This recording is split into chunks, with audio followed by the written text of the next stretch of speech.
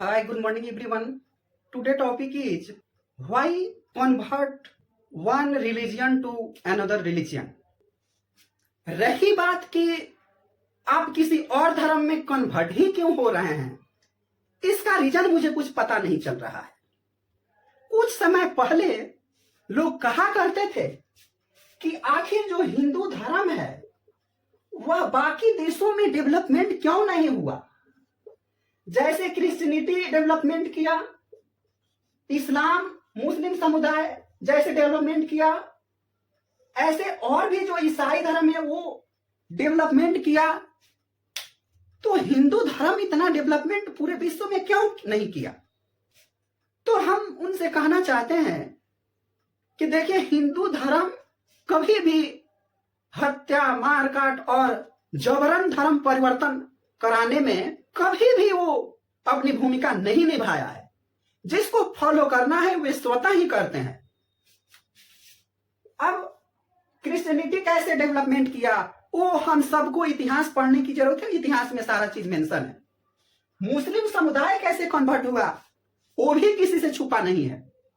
बौद्धिज्म कैसे डेवलपमेंट किया वो भी किसी से छुपा नहीं है। हम जाए तो किस धर्म में जाएं, आखिर हम क्यों धर्म परिवर्तन करें। तो इसके लिए कुछ यहाँ पे मुस्लिम समुदाय के जो इस्लाम है उसमें कट्टरता नजर आती है। और इनका इतिहास है कि इन्होंने क्या किया, इन्होंने तलवार के बलबूते इन्होंने क्या किया, हिंदू और ट्राइबल पीपल को इन लोगों ने अपना निशाना बनाया और जबरन इन्होंने मुस्लिम धर्म में कन्वर्ट कराया। क्रिश्चियनिटी तो अभी भी वैसे ही चल रहा है। ईसाई हो गया, बुद्धिज्म हो गया और बाकी सब धर्म है वो सब ऐसे ही कन्वर्ट दूसरे धर्म को करा रहे हैं। अब हिंदुइज्म कभी भी आपने नहीं सुना होगा कि सामूहिक कितने इस्लामिक लोग या और भी रिलीजन के लोग हिंदू धर्म कन्वर्ट किए हैं, हिंदू धर्म में आए हैं। एक आध दो ही न्यूज में आते हैं। अब हम क्यों नहीं करें धर्म परिवर्तन, इसका एक हम जीता जागता आपको उदाहरण देते हैं। ये जो हमारा भारत है और निचले इलाके में साउथ वाले रीजन में जो कुछ लोगों ने मुस्लिम धर्म को अपनाया, अब हुआ क्या कि हिंदू धर्म में ये लोग तो लोअर थे ही, हिंदू धर्म में ये लोअर थे ही, परंतु जब ये मुस्लिम धर्म में गए तो भी वहां पे क्या रहे, लोअर कास्ट के ही रहे। क्योंकि हर एक धर्म में क्या होती है, 7 तरह के डिवीजन होता है, 7 तरह के डिवीजन होता है। ये लोग यहां पर भी लोअर रहे और यहां पर भी जाके ये लोग मुस्लिम धर्म में लोअर हो गए। अब प्रॉब्लम हुआ कहां, प्रॉब्लम इस तरह हुआ कि जब गवर्नमेंट की स्कीमें चलने लगी, तो जब गवर्नमेंट की स्कीमें चलने लगी तो हिंदू धर्म में रहते तो लोअर कास्ट होने के कारण इन्हें क्या होता, आरक्षण मिलता, गवर्नमेंट की सारी स्कीमें मिलती। परंतु ये जब मुस्लिम धर्म में चले गए तो वहां पर भी ये लोअर है। अब तो गवर्नमेंट ने यहां पर तो कुछ काम किया ही नहीं कि लोअर मुस्लिम को क्या मिलना चाहिए और नहीं मिलना चाहिए, ऐसे ही बाकी धर्मों में भी क्या मिलना चाहिए नहीं मिलना चाहिए। तो इन लोगों ने क्या किया, ये लोग कहा कि नहीं, अब हम मुस्लिम धर्म के जो लोअर कास्ट हैं वो हम क्या होंगे, और फिर हम कन्वर्ट होके कहाँ आएंगे, हिंदू धर्म में आएंगे। क्यों, क्योंकि इन्हें रिजर्वेशन की सुविधा और कॉलेज, इंस्टीट्यूट, इन सब में इनकी भागीदारी मिलेगी और इनका डेवलपमेंट होगा। अब रही दूसरी बात कि बौद्ध धर्म,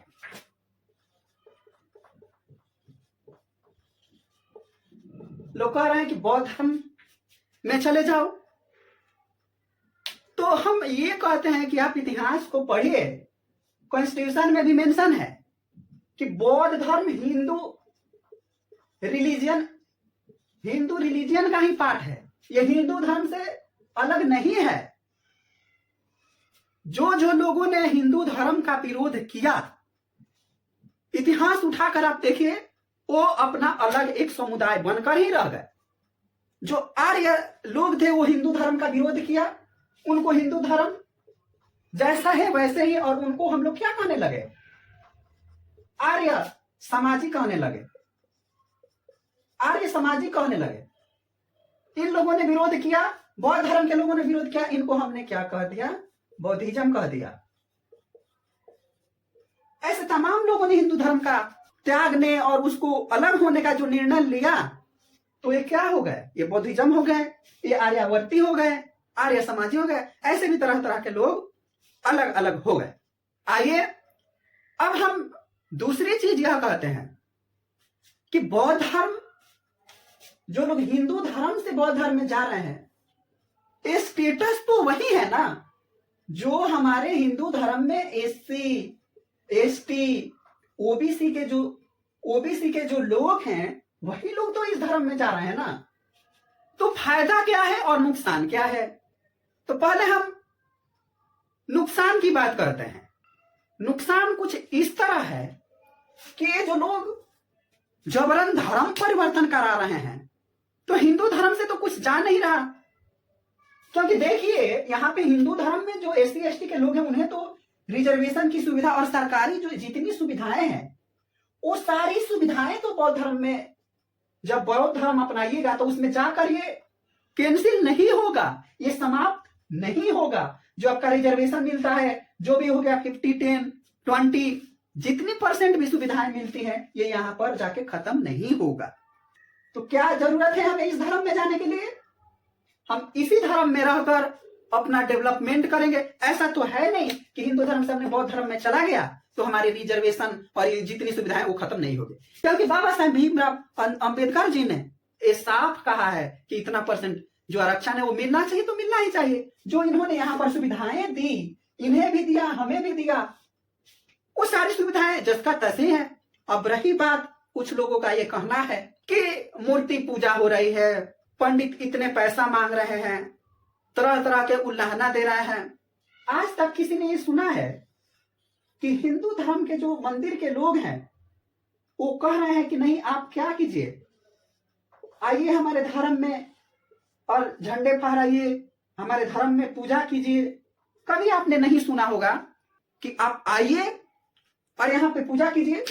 हम मानते हैं, हम ही इसी संसार में रहते हैं, हम ही कोई आसमान से उतरे हुए लोग नहीं हैं, हम भी उसी समाज से आते हैं, हम भी उसी संसार में रहते हैं जिस संसार में आप रहते हैं।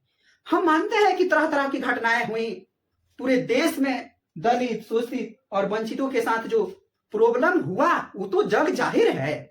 तो इसका कारण यह नहीं है कि हम किसी और धर्म में कन्वर्ट हो जाएं। हम उसी धर्म में रहकर, उसी समाज में रहकर हम अपने जाति, अपने धर्म का मान सम्मान ऊपर कर सकते हैं। और कर सकते हैं का, लोग कर ही रहे हैं। कितने IAS, IPS, doctor, engineer NASA बड़ी बड़ी संस्थाओं में है कि नहीं? आप बताइए। तो मैंने कहा कि हिंदू धर्म कहाँ बुला रहा है कि आप मेरे मंदिर में आइए? वो कहाँ कहता है कि जितने 365 दिन जो हमारे धर्म में पूजा पाठ है वो सब कीजिए? हमारी आस्था का विषय है, हमारा मन हम करें या ना करें। जबरन तो कोई नहीं कह रहा है कि मूर्ति पूजा कीजिए। अब बताइए, आप कहते हैं मूर्ति पूजा मत कीजिए। हम तो कुशीनगर गए थे, वहां पर भी भगवान बुद्ध की प्रतिमा है, हम लोगों ने पूजा अर्चना किया, हम लोगों ने दूर से नमस्कार किया। अंदर तो जाना अलाउ था, मगर नमस्कार किया हम लोगों ने घूम कर बाहर। तरह तरह की ऐसी है जहां पे हम लोग जाते हैं, विजिट करते हैं, घूमते हैं, फिरते हैं। परंतु कहाँ का न्याय है कि हम अपने धर्म की मूर्ति का तो मान करें और दूसरे धर्म की मूर्ति का अपमान करते हैं? आप ही बताएं, मूर्ति धर्म का पूजन कब से स्टार्ट हुआ? और मूर्ति धर्म, जो मूर्ति का निर्माण हुआ, किस धर्म में ज्यादा बनना स्टार्ट हुआ? तो हम जब पढ़ते हैं जैनिज्म, बुद्धिज्म, तो उसमें इसी बौद्धिज्म की उत्पत्ति से ही, उस समय से मूर्ति पूजन का बहुत ज्यादा डेवलपमेंट हुआ। और हमने कभी बौद्ध धर्म का अपमान नहीं किया। हम तो उनके फॉलोअर हैं, हम बाबा साहेब भीमराव अंबेडकर के फॉलोअर हैं। बुद्धिज्म, भगवान बुद्ध की जो ज्ञान मिली है उसकी हम आदर करते हैं, उससे हम ज्ञान की प्राप्ति करते हैं। यहाँ रामायण, महाभारत, ऐसे गीता, इन तरह तरह के वेद सबसे हमें जो ज्ञान मिलता है उसको हम एक करके तालमेल बनाकर ही उसे हमें जीने और चलने की जरूरत है। अब रहा कि तरह तरह के पूजा पाठ जो लोग कर रहे हैं उसका क्या? तो देखिए, हम तो कहते हैं कि आप जिस धर्म में रह रहे हैं उसी धर्म में आप रहिए और उसी के तहत ही आप सब कुछ कर सकते हैं। अब कुछ लोग का कहना है कि जब हम शादी ब्याह करते हैं तो उसमें ब्राह्मण समुदाय के जो लोग हैं ये जो हमारी परंपरा है, उस परंपरा में हमें क्या मिलता है? ब्राह्मण समुदाय के लोगों का बहुत ज्यादा, ब्राह्मण समुदाय के लोगों को बहुत सारे क्या करना पड़ता है? मनी देना पड़ता है, मनी देना पड़ता है। तो देखिए ये हमारी स्टेटस के मुताबिक हो रहा है। हम क्या सोचते आ रहे हैं पहले से कि जितनी बड़ी हम समाज में, इस सो कॉल्ड समाज में हम अपना दिखावा करेंगे, उतने बड़े हम धर्म के लोग होंगे और अपने जाति को डेवलपमेंट करें। पहले के टाइम में देखिए, अगर ओल्ड जनरेशन की बात करें तो क्या 20 से 25 रुपए में क्या होता था? शादी हो जाता था, एक तार पात लगता था और दूसरा सिंदूर का डिबिया, हो गया शादी ब्याह। 5 साल पहले शादी होता था, 10 साल के बाद गौना होता था और वाइफ आ गई और सारा संसार अच्छे से चल रहा है। ये होता था पहले के जमाने में। अब सो कॉल्ड सोसाइटी आ गया है तो नहीं, मुझे तो दिखावा करना ही है। अब जो हिंदू धर्म के मुताबिक शादी ब्याह करते हैं तो उनमें तो हाँ, मैं मानता हूं कि तरह तरह के उसमें रीति रिवाज, रिचुअल, कल्चर, ये चीजें होती है। ये हमने खुद से तैयार नहीं किया, ये हमारा एडॉप्शन है।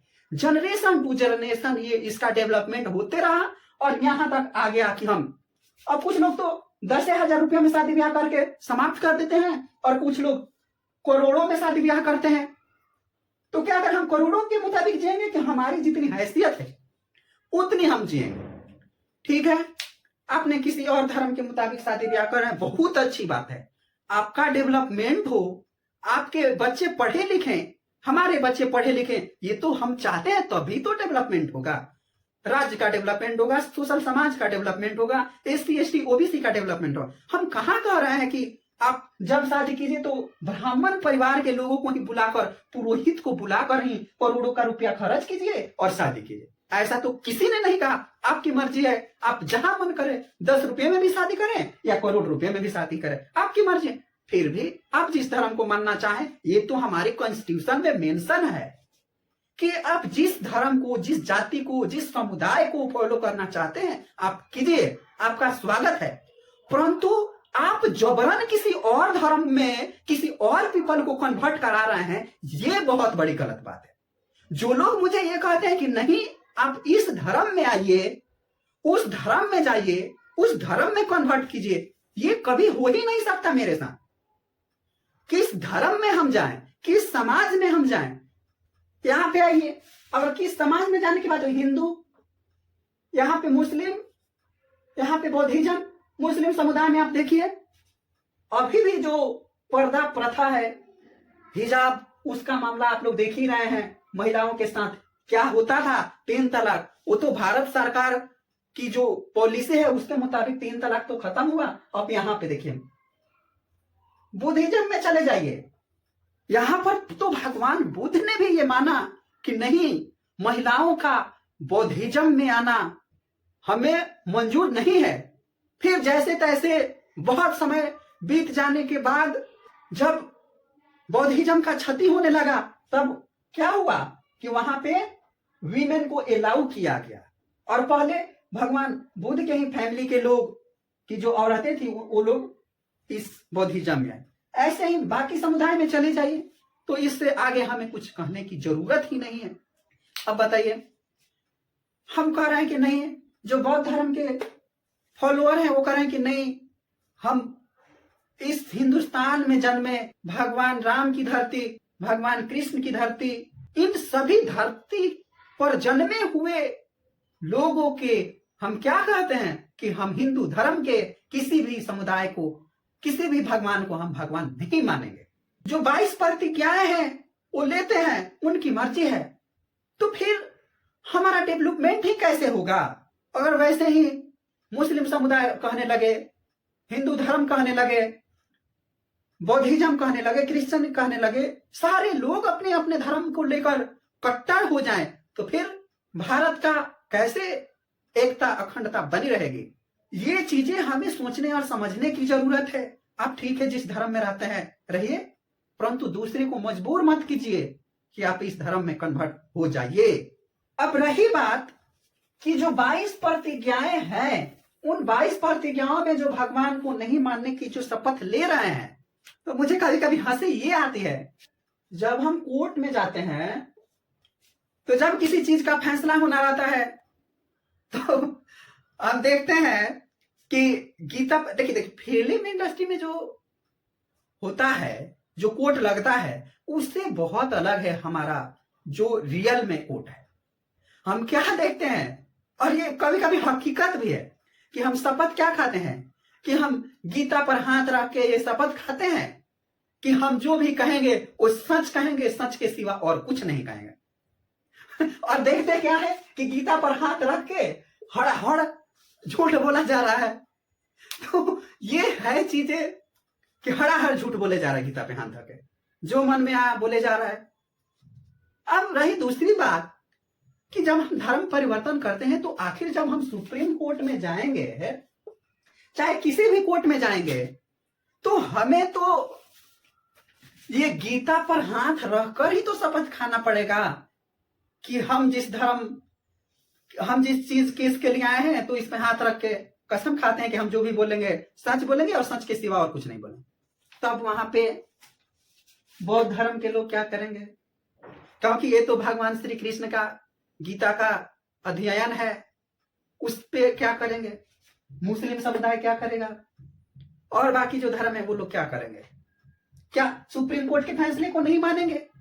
क्या कोर्ट भी धर्म को लेकर और मजहब को लेकर अलग अलग होना चाहिए कि इस कोर्ट में ये समुदाय जाएगा और इस कोर्ट में ये समुदाय जाएगा? इसलिए हमारी एक ही इच्छा है कि हम जिस धर्म में रहें उसी धर्म में रहकर हम अपना स्वयं का डेवलपमेंट करें।